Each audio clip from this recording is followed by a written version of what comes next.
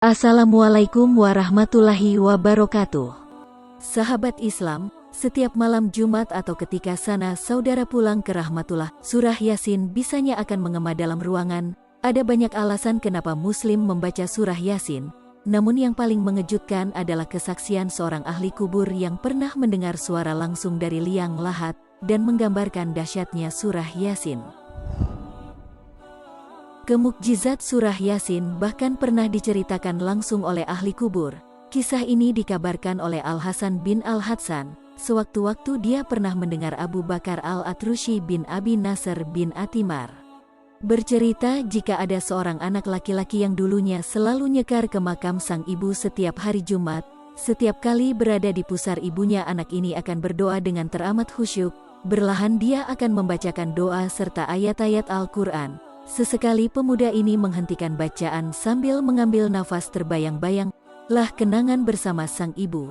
Saat mereka masih bisa becekarman, saling berpelukan satu sama lain. Sungguh pilu menyaksikan seorang anak yang ditinggal ibunya dan hanya bisa mengadu kepada Allah. Setelah selesai membaca surah Yasin, pemuda ini kembali berdoa, "Ya Allah, sesungguhnya aku membagikan pahala membaca surah Yasin ini. Maka jadikanlah bagian itu terhaturkan kepada para arwah yang bersemayam di pekuburan ini." Pemuda ini sepertinya menjalani rutinitas yang sama setiap Jumatnya. Jumat berikutnya dia kembali hadir di pusaran ibunya. Dia kembali membaca surah Yasin. Bacaan tersebut meniatkan sebagai hadiah kepada ibunya dan juga para arwah di pemakaman tersebut. Tapi kemudian sewaktu-waktu saat akan meninggalkan tempat, ada seorang wanita yang tiba-tiba menghampirinya dan bertanya, "Kamu ya, si Fulan bin Fulanan itu? Kamu bukannya putra dari ibu yang dikubur di pusaran ini, aku benar?" Pemuda itu menjawab singkat, "Aku juga memiliki putri yang sudah berpulang ke rahmatullah, dan putriku itu pernah hadir dalam mimpiku. Dalam mimpiku, kulihat ia sedang duduk-duduk di samping pusaranya. Aku bertanya kepada putriku, 'Kenapa kamu duduk di sini, nak?' Putriku hanya menjawab, 'Bu, Fulan bin Fulanah selalu mendatangi makam ibunya, dan ia sangat rajin membaca Yasin. Fulan tak hanya menghadiahkan Yasin itu untuk ibunya semata, tapi juga untuk kami para ahli kubur yang arwahnya bersemayam di pemakaman ini, Bu. Karena itulah aku juga mendapatkan manfaat dari bacaan pemuda tersebut dan alhamdulillah aku diampuni." Kisah ini menjadi pemantik bagi siapapun yang telah ditinggalkan untuk merawat rasa cinta tersebut melalui doa yang tak pernah putus. Jika amal soleh dilakukan dengan ikhlas dan pahalanya dikirimkan kepada almarhum dan almarhumah di waktu-waktu yang mustajab seperti hari Jumat, maka bukan hal sulit bagi Allah untuk mengabulkan hal tersebut. Apalagi di waktu Jumat, doa-doa kita berpeluang besar diterima di sisi Allah. Kita mungkin bisa saja berencana lebih taat di Jumat depan, dan Jumat depannya lagi.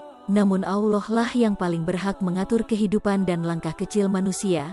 Karena itu jika Allah masih menitipkan nyawa, kesehatan dan kesempatan, alangkah baiknya Jumat dijadikan hari spesial untuk melakukan hal-hal kebaikan. Sebagaimana para ulama menyebutnya, sebagai Sayyidul Ayam, induk dari segala hari dalam seminggu. Ad-Darimi, At-Tirmizi dan Al-Baihaqi juga memasukkan surah Yasin dalam Syu'abul Iman, yakni sebagai salah satu cabang iman. Imam Ibnu Katsir dalam kitabnya menyampaikan, siapapun yang membaca surah Yasin di malam hari, maka Allah Subhanahu wa Ta'ala memberikan ampunan untuknya. Dalam riwayat di Tabrani dan Ibnu Mardawayh disebutkan, siapa yang membaca surah Yasin setiap malam kemudian meninggal, maka dia meninggal sebagai syahid. Masya Allah, tentu kita semua ingin menghadap kepada Allah dalam keadaan syahid.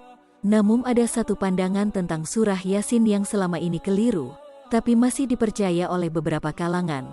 Banyak yang rajin mengamalkan surah Yasin dengan harapan segala kesulitan didatangnya bisa dimudahkan. Fenomena ini rupanya mendapat perhatian dari Ibnu Katsir. Dia menuturkan, jika keutamaan membaca surah Yasin bukan karena memudahkan suatu perkara yang sulit, karena tak mampu meringankan beban seseorang kecuali atas izin Allah Subhanahu wa Ta'ala. Al-Sahawi, seorang ulama yang merupakan murid Ibnu Hajar Al-Asqalani, menyampaikan bahwa tidak ada hadis yang mendasari bahwa surah Yasin memudahkan masalah seseorang. Jadi ketika kita sedang terhimpit masalah, membaca surah Yasin bukan satu-satunya jalan untuk menyelesaikannya. Meskipun tak ada ruginya untuk membaca surah ini untuk mendapatkan pahala, yang dikhawatirkan jika seseorang mendapat masalah hanya fokus membaca Yasin dan menunggu keajaiban tiba atau selesai. Tapi jika masalahnya belum selesai maka akan menghitung-hitung berapa kali bacaan Yasin dilantunkan. Imam Ibnu Tafsir dan ulama lain memang bersepakat jika bacaan surah Yasin bisa menghapus dosa manusia. Maka siapa yang tahu jika dosa-dosa yang dihapus itulah yang pada akhirnya akan memudahkan urusan kita kadang ketika kita meninggalkan dosa. Menurut Syekh Nawawi Al-Bantani dalam kitab Nasaihul Ibad, maka pikiran seseorang akan menjadi lebih jernih. Dan pikiran jernih inilah yang memampukan seorang hamba untuk merenung menghadap Allah serta berkontemplasi tentang masalah yang sedang dialami. Sahabat Islam, apakah kamu juga rutin membaca surah Yasin setiap Jumat? Apa yang kamu rasakan? Wallahu alam bisawab. Wassalamualaikum warahmatullahi wabarakatuh.